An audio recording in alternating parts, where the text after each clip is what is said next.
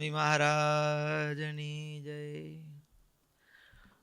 પરમારાધ્ય અનંત કોટી બ્રહ્માંડાધિપતિ ભગવાન સ્વામિનારાયણ એમના દિવ્ય ચરણ કમળ સાનિધ્યમાં ચારેકોર વીટલાઈને બેઠેલા અનંત અનંત અક્ષર મુક્તો, એમની પાવન સન્નિધિ માત્રે ઉપસ્થિત પૂજ્યપાદ બ્રહ્મનિષ્ઠ સંતો, કથાબિલાસ સેવા બાળ યુવાન વૃદ્ધ સમસ્ત ભક્તો સર્વેને ભગવાન સ્વામિનારાયણની ભાવ સ્મૃતિ સહિત સાદર જય સ્વામિનારાયણ.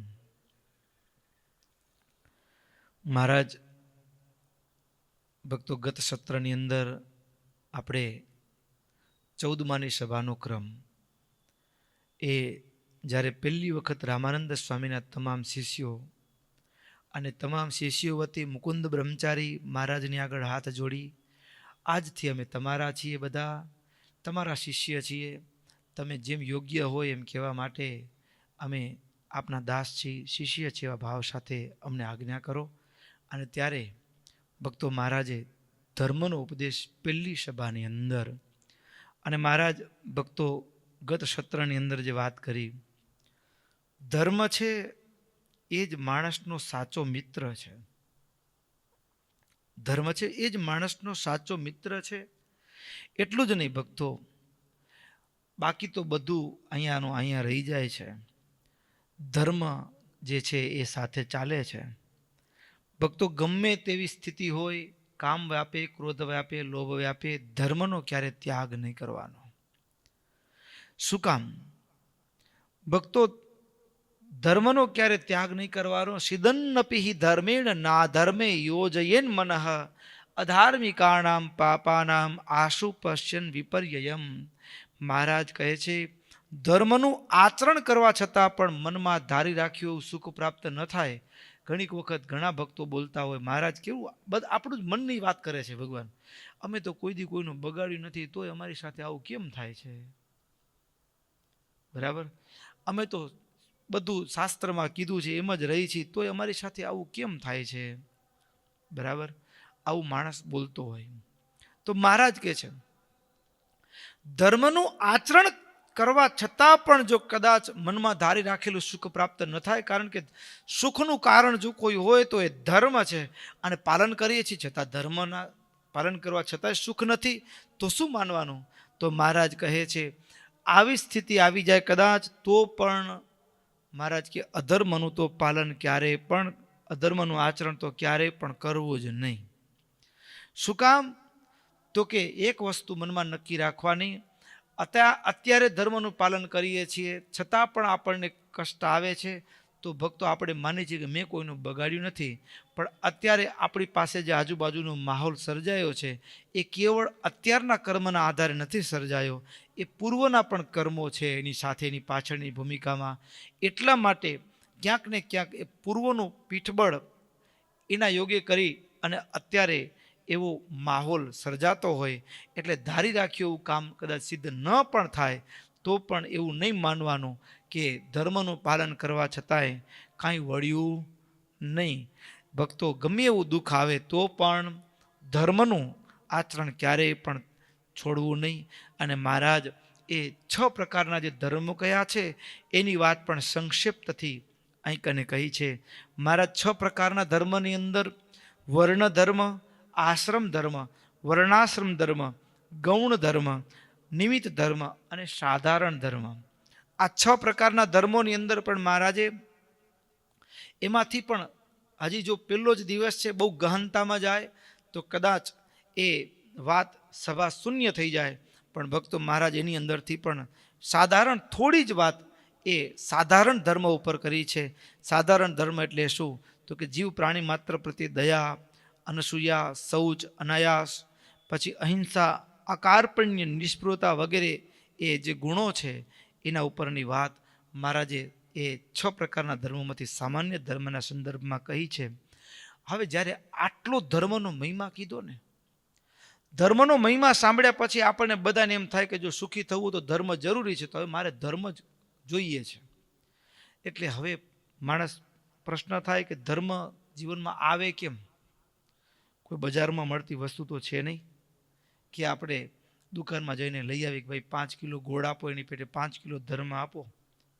5 દિવસ પાડી શકું એવો ધર્મ આપો, એવું મળે નથી. તો ધર્મને હવે મહારાજે જે વાત કરી એટલે હૈયામાં એમ થઈ જાય કે મારે હવે જીવનમાં ધર્મનું પાલન, એ મરી જઈશ, આ દેહ છૂટી જાય તો મર છૂટી જાય, પણ મારે ધર્મનો ત્યાગ કરવો નથી, આવી મનમાં ધારણા નક્કી થાય. તો હવે પ્રશ્ન આવ્યો કે ધર્મને જીવનમાં આત્મસાત કરવો છે તો શું કરવાનું? તો ભક્તો મહારાજે 14માની સભા જોજો. હવે ધર્મને આચરણમાં લાવવો છે તો શું? તો બીજું પગથિયું મહારાજ કહે છે શું જોઈએ? ધર્મનું પાલન કરવા માટે શું જોઈએ? તો મહારાજ કહે છે કાય ક્લેશૈર ન બહુભીર ન ચૈવાર્થસ્ય રાશિભિઃ ધર્મ સંપ્રાપ્યતે હિ એષ શ્રદ્ધાહીનૈ સુરૈરપી.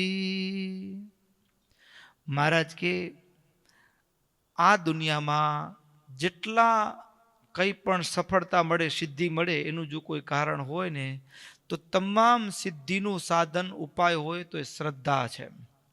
શું છે? શ્રદ્ધા. શ્રદ્ધા વિના કોઈ પણ કાર્યની સિદ્ધિ થતી નથી. શ્રદ્ધા જોઈએ. હવે પ્રશ્ન વળી ત્યાં આવીને અટક્યો, એ શ્રદ્ધા.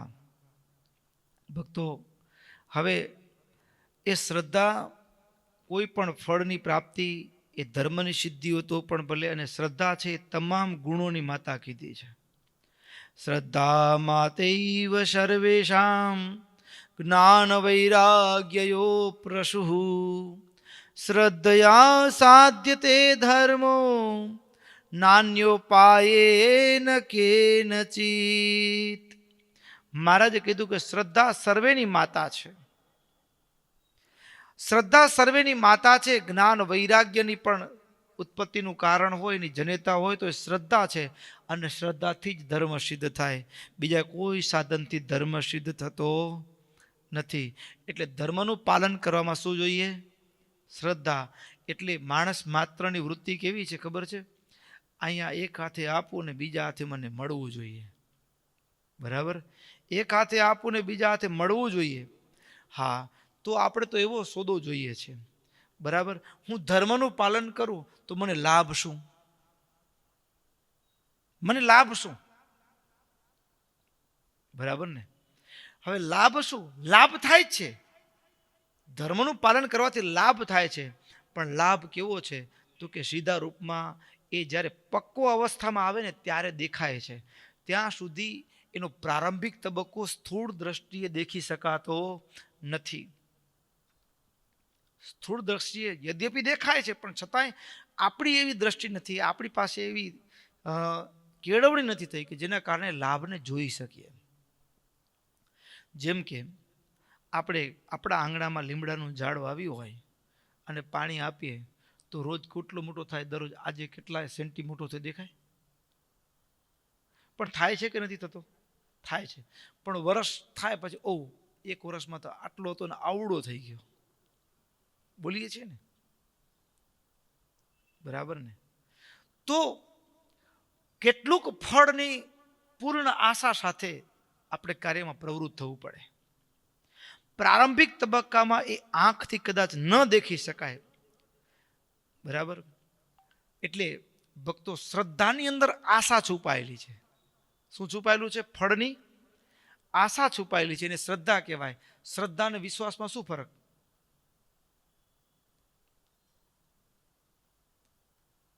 શ્રદ્ધા અને વિશ્વાસમાં, વિશ્વાસ એ પરિણામ છે. સ્કૂલમાં છોકરો પરીક્ષા આપી હોય ને, હા, મને આટલી ટકાની આશા છે, શ્રદ્ધા છે, એટલે આવી જશે,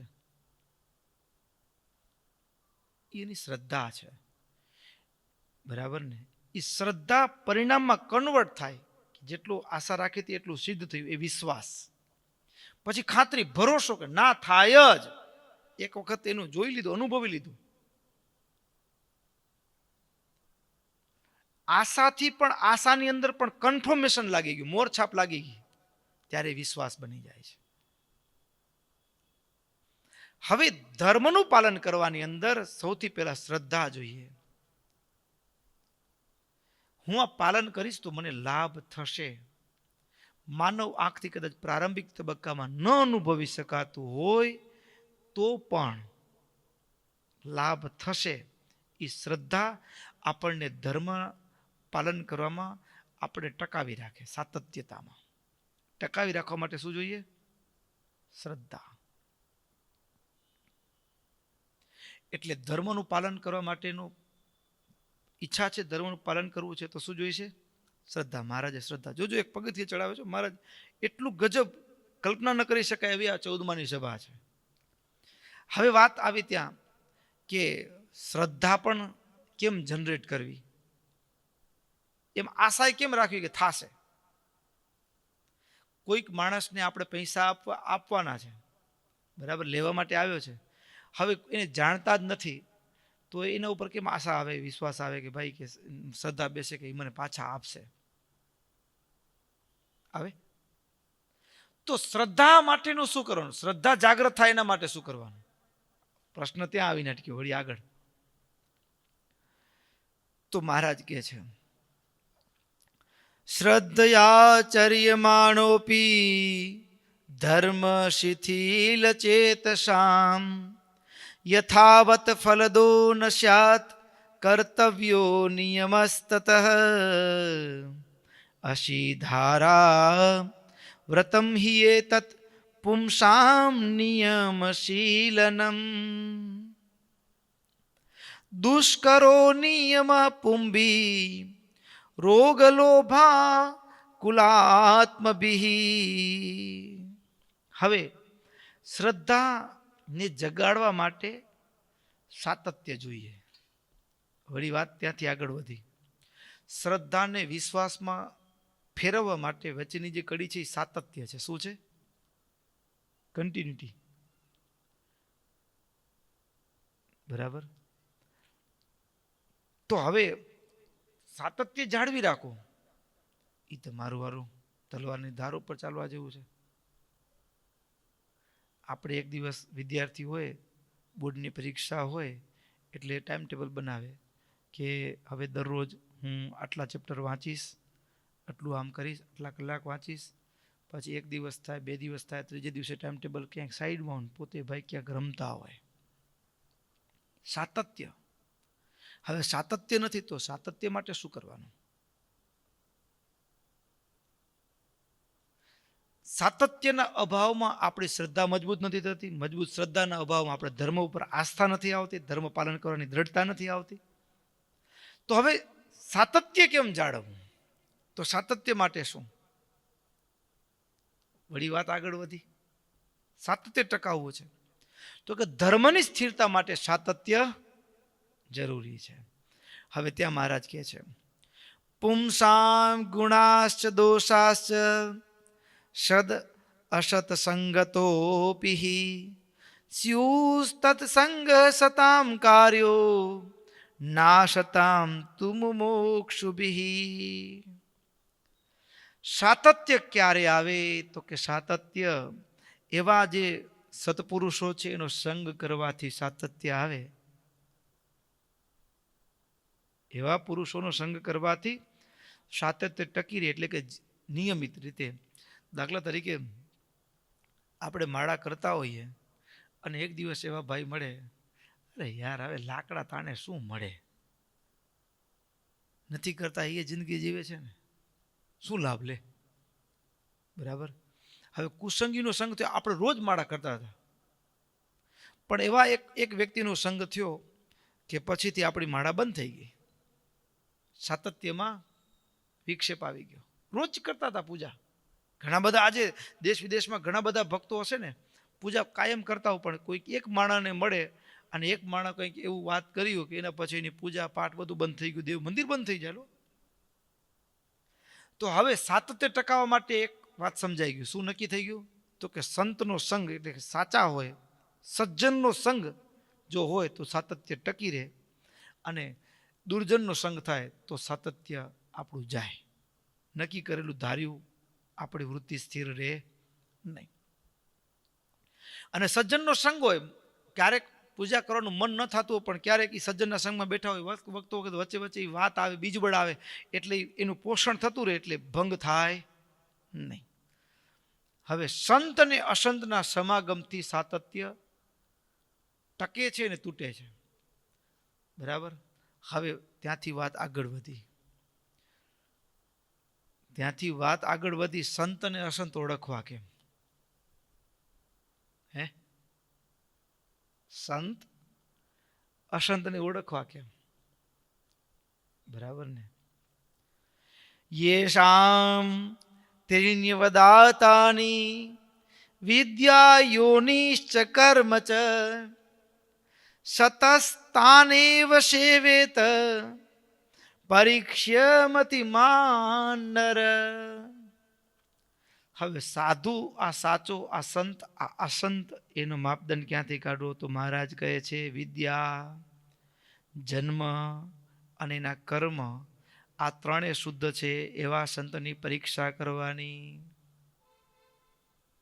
આ બેઝિકલી 3 રૂટ કીધું. વિદ્યા એટલે કે એનું જ્ઞાન, એની સમજણ,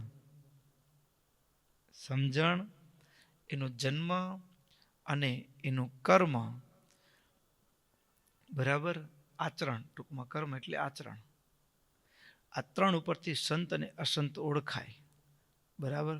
અને એ સંત અને અસંત ઓળખાય. બરાબર.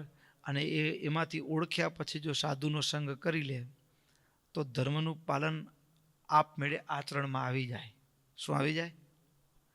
આપમેળે આચરણમાં આવી જાય. અને એના માટે મહારાજે મુક્તાનંદ સ્વામી કીર્તનમાં પણ ગાયું છે ને, સુખદાય કરે, સુખદાય કરે સાચા સંતનો સંગ, સંત સમાગમ કીજીએ. જીરે સંત સમાગમ થી ટળે, જીરે સંત સમાગમ થી ટળે. આશા તૃષ્ણા રે, આશા તૃષ્ણા રે, ઈર્ષ્યા અભિમાન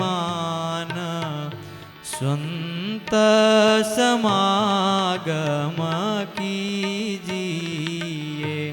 મોહ મત્સર મમતા બળે રે, પ્રગટે ઉરમારે, પ્રગટે ઉરમારે, પ્રભુનું દ્રઢ જ્ઞાન સંત સમાગમ કીજીએ. સુખદાય કરે, સુખદાય કરે સાચા સંતનો સંગ, સંત સમાગમ કીજીએ. જીરે સંત સમાગમથી તયા, જીરે સંત સમાગમથી તયા.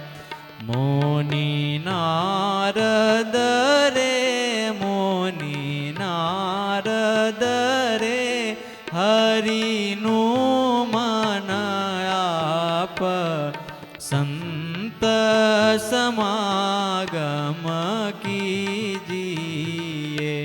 જીરે અનેક પતિત ઉધારિયા, જીરે અનેક પતિત ઉધારિયા.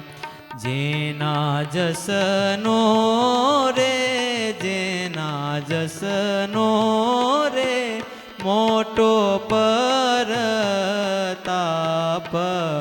સંત સમાગમ કીજીએ.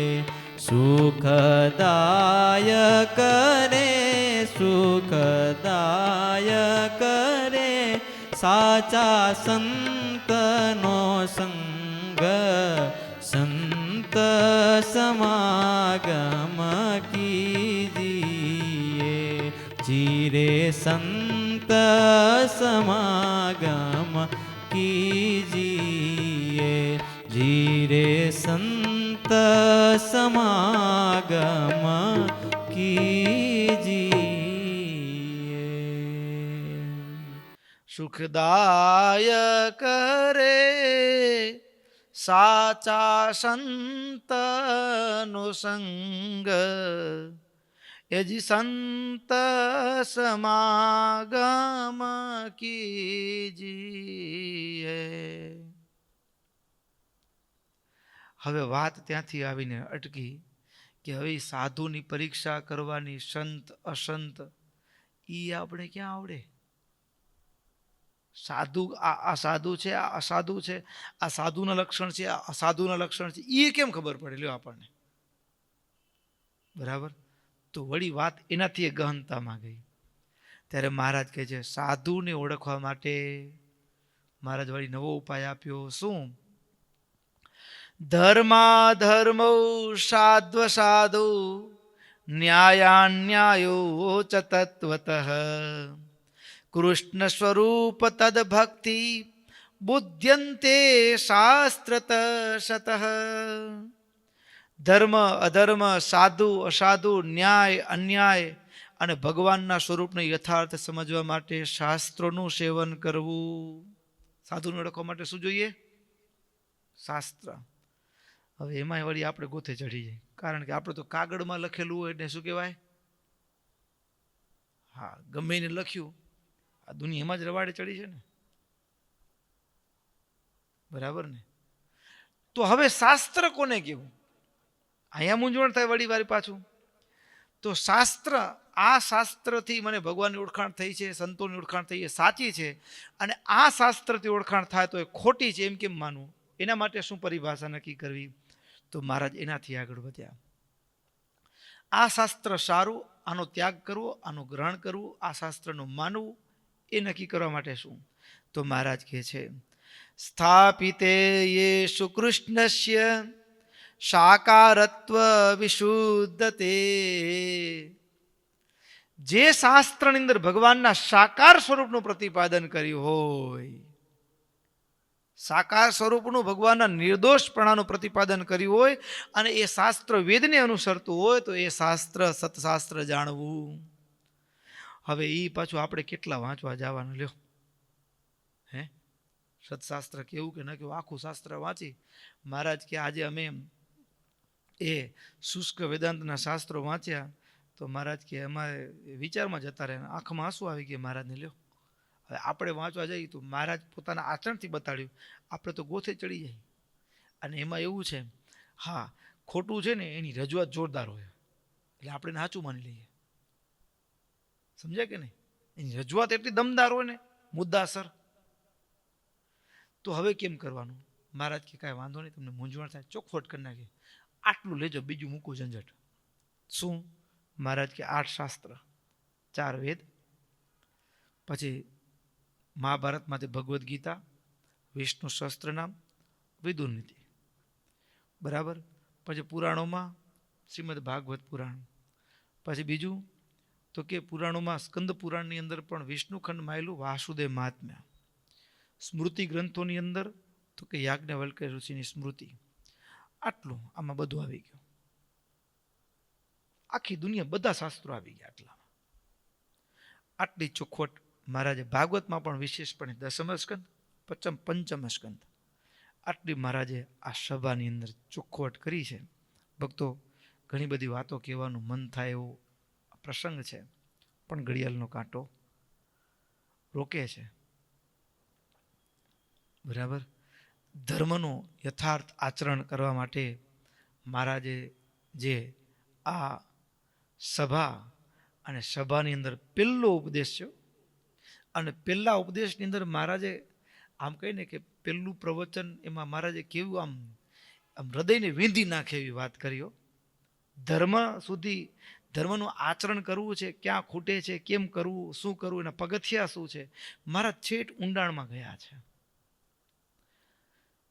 14માની સભા આમ જોઈએ તો આ સનાતન વૈદિક ધર્મની સમગ્ર બ્રહ્માંડનો સૌથી કોઈ શ્રેષ્ઠ દિવસ હોય ને તો આ 14માની સભા છે. શું છે? 14માની સભા છે. આ બ્રહ્માંડમાં અત્યાર સુધી કાળની ધૂળ ચડવાના કારણે ધર્મને કેવળ એ કેવો તો કે તુચ્છ ઓર્થોડોક્સ જેને કહીએ તો કે આ તો અભણ બુદ્ધુ લોકો એનું પાલન કરે એવું માનનારા લોકો હતા. પણ ધર્મ એ વિજ્ઞાન છે, ઋષિઓએ આપેલું, ઋષિઓએ સિદ્ધ પ્રયોગ કરેલું વિજ્ઞાન છે. આ પ્રયોગો સત્ય છે.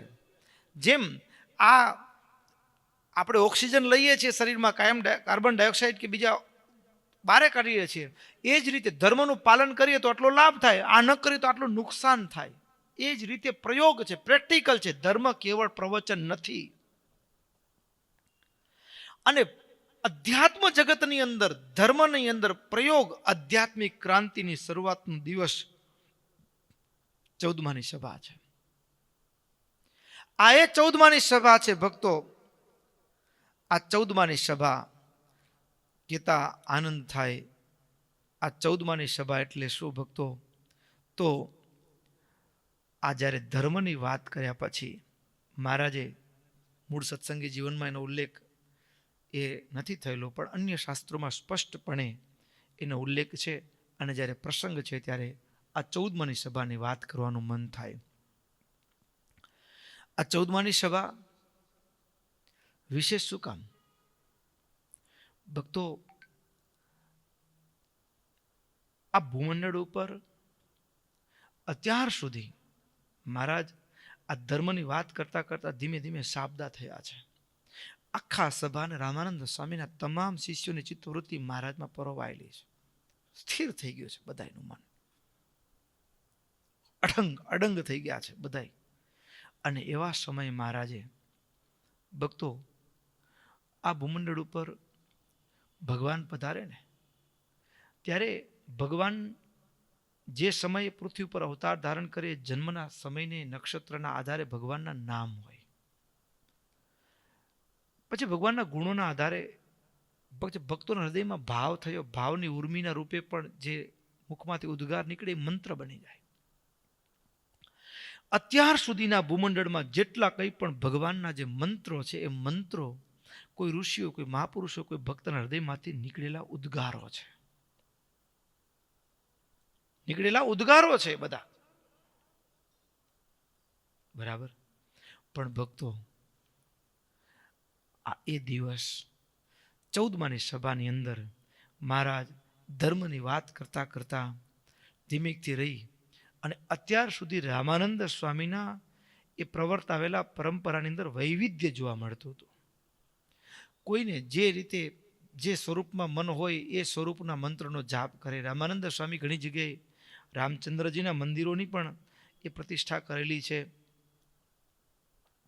કૃષ્ણના મંદિરોની પણ પ્રતિષ્ઠા કરેલી છે. એ રામાનંદ સ્વામીના શિષ્યોની અંદર એક સૂત્રીપણું એ ભજનમાં નહોતું. ભજનમાં એક સૂત્રીપણું એટલે કે એક મંત્રનો જાપ. તમામ શિષ્યો એક મંત્રનો જાપ કરતા હોય. તો અધ્યાત્મ જગતની અંદર ભક્તો કોઈ મંત્રને ન્યૂન બતાવો એવી વાત નથી. બધા જ મંત્ર શ્રેષ્ઠ છે, પણ કંઈક વિશેષ ભાવનું દર્શન આ મંત્રમાં છુપાયેલું છે. અત્યાર સુધીના જે મંત્રો છે એ ઋષિઓ, મહાપુરુષો, ભગવાનના ભક્તોના હૃદયમાંથી નીકળેલા ઉદ્ગારો છે. પણ એ 14માની સભાની અંદર મહારાજ કહે છે આજથી તમે બધા જ એ સ્વામિનારાયણ મંત્રનો જાપ કરજો. મહારાજે સ્વામિનારાયણ મંત્રનો જાપ કરવાની આજ્ઞા કરી. જ્યાં મહારાજે સ્વામિનારાયણ મંત્રનો જાપ કરવાની આજ્ઞા કરીને એટલે ચારે બાજુ બધાને કુતૂહલ થયું કે આ તે શું? રામ કોઈ બોલે તો સમજી શકાય કે આજથી 21 લાખ વર્ષ પૂરે ભગવાન એ રામ રૂપે ભૂમંડળ ઉપર અવતાર ધારણ કર્યો હતો અને એને સંબોધીને જે વશિષ્ઠજીએ નામ આપ્યું એ રામ, અને મંત્ર છે, તારક મંત્ર છે રામ. ભગવાન આજથી 5000 વર્ષ પહેલા કૃષ્ણ રૂપે ભૂમંડળ ઉપર પધાર્યા અને એ સમયે ગર્ગાચાર્ય જન્મ નક્ષત્રના આધારે, ગુણોના આધારે, શરીરના વાનના આધારે નામ રાખ્યું કૃષ્ણ. તો કૃષ્ણ મંત્ર સમજી શકાય. કૃષ્ણ બોલીએ ત્યારે કૃષ્ણ પરમાત્માની છબી એ નજર સામે તરત એ સ્ફુરાયમાન થઈ જાય. રામ બોલીએ તો તરત જ સામે એક ભગવાન રામચંદ્રજીની મૂર્તિ સ્ફુરાયમાન થઈ જાય. તો રામાનંદ સ્વામીના શિષ્યોમાં કોઈ દિવસ આજ દિવસ સુધી ન સાંભળેલો મંત્ર સ્વામિનારાયણ વળી કોણ? સ્વામિનારાયણ વળી કોણ? ભક્તો, આ 14માની સભા મહારાજે મંત્ર આપ્યો સ્વામિનારાયણ. અરે બધાના મનમાં સળવળાટ શરૂ થયો. આ મંત્ર કોને સંબોધીને? ભક્તોને વાત શું છે? ભક્તો, મંત્ર આપનાર. મંત્રની મહત્તા શેમાં છે?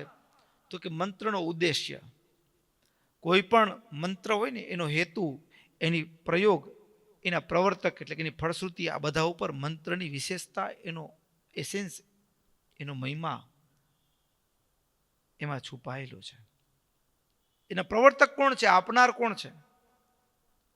પછી એ મંત્રની પ્રયોગ, એ મંત્રનો હેતુ. મહારાજે 14માની સભાની અંદર મંત્ર શા માટે આપ્યો? હેતુ. આખી સભાની અંદર સળવળાટ શરૂ થઈ ગયો. બધા સ્વામિનારાયણ કોણ? સ્વામિનારાયણ કોણ? હોય સ્વામિનારાયણ? નો વન નો, કોઈ જાણતું જ નથી. અને એટલી આ જે બને છે એટલા સમયની અંદર ભક્તો શું થયું? તો કે ઝરણા પરણાના એક સાધુ શીતળદાસ દ્વારિકાની યાત્રાએ નીકળેલા. દ્વારિકાની યાત્રાએ નીકળેલા અને એમાં એને સાંભળ્યું કે રામાનંદ સ્વામીની કીર્તિ સાંભળી.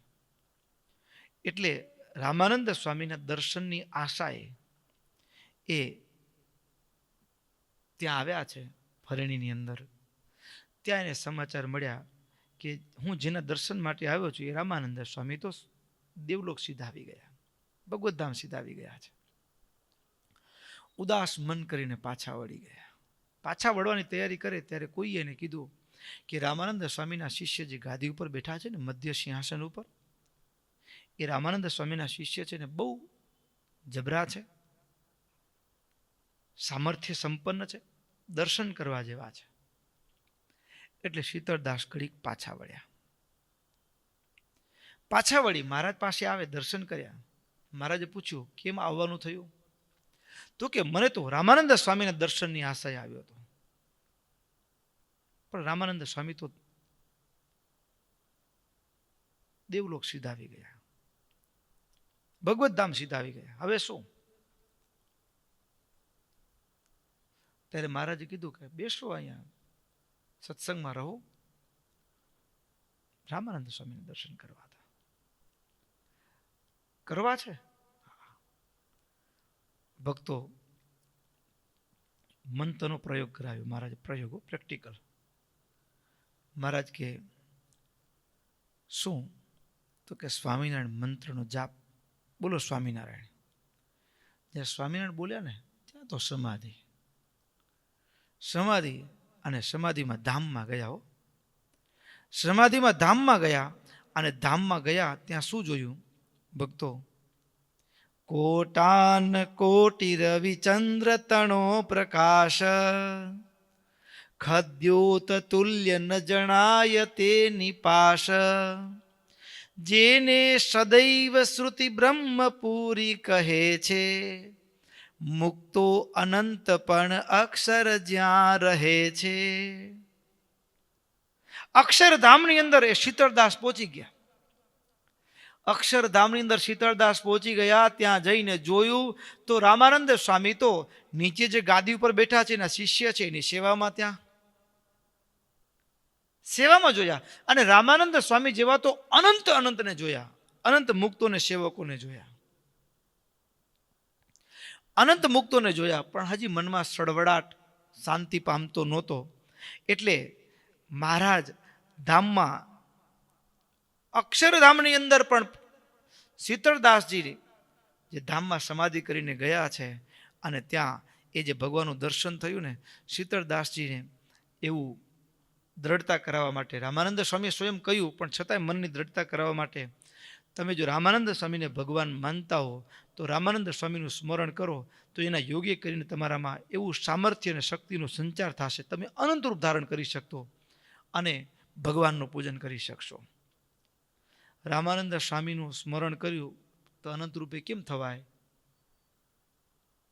ન થવાનું. એક સાથે પૂજા કરવાની બધા મુક્તોની, ભગવાનના રૂપોની, ન થવાનું.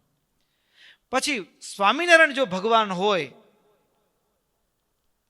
તો હું અનંત રૂપે થવું, અને અનંત રૂપે થયા મંત્રનું ઉચ્ચારણ કરતાની સાથે ધામમાં, અને એકી સાથે પૂજા કરી. અને પછી તો શીતળદાસના શરીરના 3.5 કરોડ રૂવાડા ખડા થઈ ગયા. આ આઠે પોર રોમ રોમ નાચવા લાગ્યો. અને થોડી વાર થઈ ન થઈ અને સમાધિમાંથી ભગવાને જાગ્રત કર્યા. આખી સભાનો પ્રશ્ન હતો શું? સ્વામિનારાયણ કોણ? શું પ્રશ્ન હતો? સ્વામિનારાયણ કોણ? અને ત્યારે એ સ્વામિનારાયણ કોણ એ પ્રશ્ન ઉત્તર મળી ગયો. શીતળદાસજી હાથની આંગળી ચીધીને કે સિંહાસન ઉપર બેઠા છે ને એ સ્વામિનારાયણ. સ્વામિનારાયણ આજ પ્રગટ મહામંત્ર છે. સ્વામિનારાયણ આજ પ્રગટ મહામંત્ર છે. શ્રવણે સાંભળતા કંપે દિનકર દૂત જો. ભવના બંધન સદ્ય કાપી સુખિયા કરે. ભવના બંધન સદ્ય કાપી સુખિયા કરે. શું કહી દાખું મહિમા અતિ અદ્ભુત જો. સ્વામિનારાયણ આજ પ્રગટ મહામંત્ર જે. સામણે સાંભળતા કંપે દિનકર દૂત જો. અનેક પતિત ઓદાર્યા પૂર્વે મંત્રથી. અનેક પતિતો ધાર્યા પૂર્વે આ મંત્રથી. અજામીલ ગણિકાદિક અપારજો. તે મંત્ર આજ મહારાજે પ્રગટ કર્યો. તે મંત્ર મહારાજે પ્રગટ કર્યો. કડીમાં કરવા અનેક પતિત ભવ પારજો. કડીમાં કરવા અનેક પતિત ભવ પારજો. સ્વામિનારાયણ આજ પ્રગટ મહામંત્ર જો. શ્રવણે સાંભળતા કંપે દિનકર દૂત જો. સકામી જન સુમરી પામે ત્રિવર્ગને. સકામી જન સુમરી પામે ત્રિવર્ગને. નિષ્કામી જન પામે પદ નિર્વાણ જો. નિષ્કામી જન પામે પદ નિર્વાણ જો. નામ તણા નામી સ્વામી પ્રગટ મળ્યા જ. નામ તણા નામી સ્વામી પ્રગટ મળ્યા. તે જનના શું કરું મુખે વખાણ જો. સ્વામિનારાયણ આજ પ્રગટ મહામંત્ર જે. શ્રવણે સાંભળતા કંપે દિનકર દૂત જો. શ્રવણે સાંભળતા કંપે દિનકર દૂત જો. ભવ બ્રહ્મા મુનિ મુક્ત જપે આ મંત્રને. ભવ બ્રહ્મા મુનિ મુક્ત જપે આ મંત્રને. તે સહુ પામ્યા મન વાંછિત સુખ સાજજો. તે સહુ પામ્યા મન વાંછિત સુખ સાજજો. પ્રેમાનંદ કહે કર જોડી સહુ જનને. ભૂલશો માં અવસર આવ્યો આજ જો. ભૂલશો માં અવસર આવ્યો આજ જો સ્વામી નારાયણ પ્રગટમાં મંત્ર છે શ્રવણે સાંભળતા કંપે દીન કર દૂત જો શ્રવણે સાંભળતા કંપે દીન કર દૂત જો શ્રવણે સાંભળતા કંપે દીન કર દૂત જો. એ સ્વામી નારાયણ આજ પ્રગટ મહામંત્ર છે શ્રવણે સાંભળતા કંપે દીન કર દૂત જો ભવના બંધન કાપી સુખિયા કરે શું કહી દાખું મહિમાયતિ અદભૂત જો એ સ્વામી નારાયણ આજ પ્રગટ મહામંત્ર છે.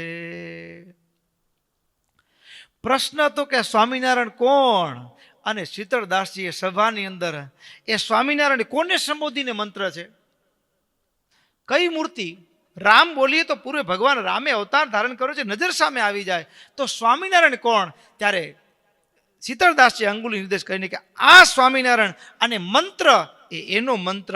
આ મંત્ર કેવો છે? તો કે તત્કાળ ભવના બંધન કાપી અને સુખી કરી દેવો છે. તો પછી વળી પ્રશ્ન આવીને ઉભો રહ્યો, આજ દી સુધી કોઈ દી સાંભળ્યો નથી તો નવો કાઢ્યો? આજ દી સુધી કોઈ દી સાંભળ્યામાં નથી આવતું. આ સ્વામિનારાયણ સંપ્રદાય તો નવો સંપ્રદાય છે. ત્યારે એ જ શીતળદાસ જવાબ આપે છે, અનેક પતિત ઉધાર્યા પૂર્વે આ મંત્ર થકી અજામેલ ગણિકાયાદિકય પારજો. આ મંત્ર નવો મંત્ર નથી. પૂર્વે આપણે એમ વાંચીએ એમ અજામેલ એ ગંગાના કિનારે બેસીને ભગવાનના મંત્રનો જાપ કર્યો ને એનો ઉદ્ધાર થયો, પણ કયા મંત્રનો જાપ? ગણિકાનો ઉદ્ધાર થયો આપણે સાંભળીએ છીએ, પણ કયો મંત્રનો જાપ કર્યો એને? અરે કળિયુગની અંદર આ મંત્રનું પ્રવર્તન શેના માટે છે? તો કે કળિયુગમાં જીવન ભક્તો અલ્પ આયુ, આવરદા ટૂંકી, બરાબર ને?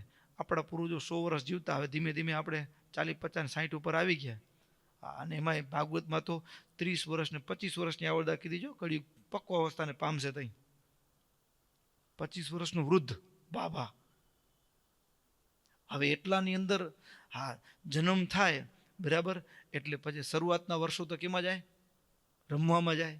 પછી પાટી સિલેટને થેલો પકડાવે, ખભે લટકાવીને રોતા રોતા જવાનું સ્કૂલમાં. એમાં જિંદગી જાય. અને એમાં માંડ એ પાર પડે ન પડે ત્યાં પછી હવે લગ્નમાં સેટ થવાનું, ધંધામાં સેટ થવાનું, ને એમાં સેટ થાય ન થાય, પપ્પા કરતાં પાછળ બીજો લાઈન ચાલુ થઈ ગઈ હોય એનામાં. અને એમ કરતાં કરતાં પછી એને ભણાવવાનો ખર્ચો ને એના માટે આખી જિંદગી, અને એ બધું હજી એ ભણી રહે ત્યાં પછી એના માટે વળી નવું ગોતવાનું, યોગ્ય પાત્ર. અને એ યોગ્ય પાત્ર ગોતીને પરિણામ કે હવે હાશકારો, ત્યાં વળી એને ત્યાં બીજા બાબલા રમતા હોય એને રમાડવાના. ક્યારે અલ્પ આવરદાને એમાં કામ જાજુ, શું કરવાનું? ક્યારે છુટકારો ક્યારે થશે? તો કે ભગવાને આ મંત્રનું પ્રવર્તન કળિયુગમાં એટલા માટે કર્યું છે. શું? તો કે અનેક જીવના ઉદ્ધારને માટે, મોક્ષને માટે. તો બરાબર, તો મર્યા પછી જ લાભ થાય એટલો જ લાભ છે? ના. શીતળદાસજી કહે છે ના, મર્યા પછી લાભ થાય એટલી જ વાત નથી. તો શું? અરે કોઈ સકામી જીવ હોય, કોઈ સકામ ભાવથી પણ આ મંત્રનો જાપ કરે તો એને આ લોકમાં કઈ એવી વસ્તુ છે કે એને પ્રાપ્ત ન થાય. અને નિષ્કામી જો એનો જાપ કરે તો એ તત્કાળ પદ નિર્વાણ ભગવાનના ધામને પામી જાય. અહીંયા બેઠા બેઠા ભગવાનના ધામને દેખે.